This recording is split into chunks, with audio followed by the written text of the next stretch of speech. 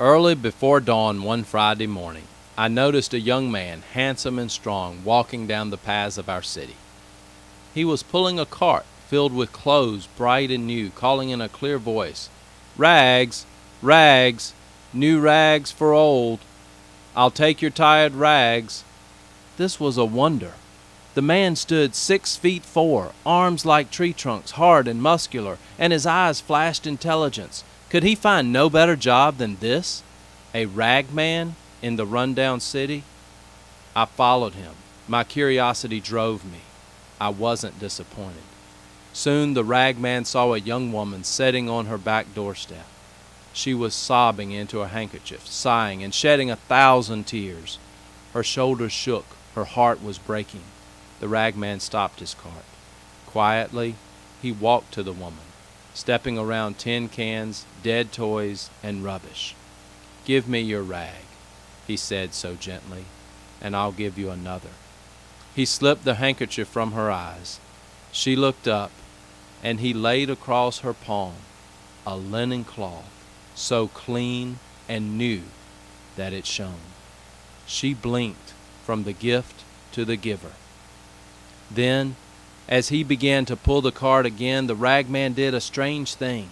He put her stained handkerchief to his own face, and then he began to weep, to sob as grievously as she had done, his shoulders shaking.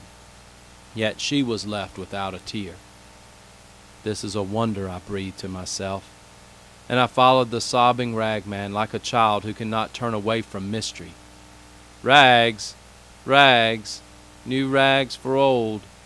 In a little while, as the evening drew in, the ragman came upon a boy whose head was wrapped in a bandage, whose eyes were empty. Blood soaked his bandage. A single line of blood ran down his cheek. Now the ragman looked upon the child with pity, and he cradled a ball cap under his arm. "Give me your rags," he said, tracing his own line on the boy's cheek, "and I'll give you mine." The child could only gaze at him while he loosened the bandage, removed it, and tied it to his own head. The cap he set on the boy, and I gasped at what I saw. For with the bandage went the wound. Against his brow ran a darker, more substantial blood, his own. "Rags, rags, I take old rags," cried the sobbing, bleeding, strong, intelligent ragman. The ragman seemed more and more to hurry as he came down the city path. "Are you going to work?" he asked a man who leaned against a tree. The man shook his head. The ragman pressed him. "Do you have a job?" "Are you crazy?" sneered the other. He pulled away from the tree, revealing the right sleeve of his jacket, flat, the cuff stuffed into his pocket. He had no arm. "So," said the ragman, "give me your jacket, and I'll give you mine." Such quiet authority in his voice. The one-armed man took off his jacket, and so did the ragman, and I trembled at what I saw. For the ragman's arm stayed in the sleeve, and when the other put it on, he had 2 good arms, strong as tree trunks, but the ragman had only one. "Go to work," he said. After that, he found a drunk lying unconscious beneath an army blanket, an old man, hunched and wizened and sick. He took the blanket and wrapped it around himself, but for the drunk, he left new clothes. And now I had to run to keep up with the ragman. Though he was weeping uncontrollably and bleeding freely at the forehead, pulling his cart with one arm, stumbling for drunkenness, falling again and again, exhausted, old, and sick, yet he went with terrible speed. On spider's legs he skittered through the paths of the city, this mile and the next, until he came to its limits, and then he rushed beyond. I wept to see the change in this man.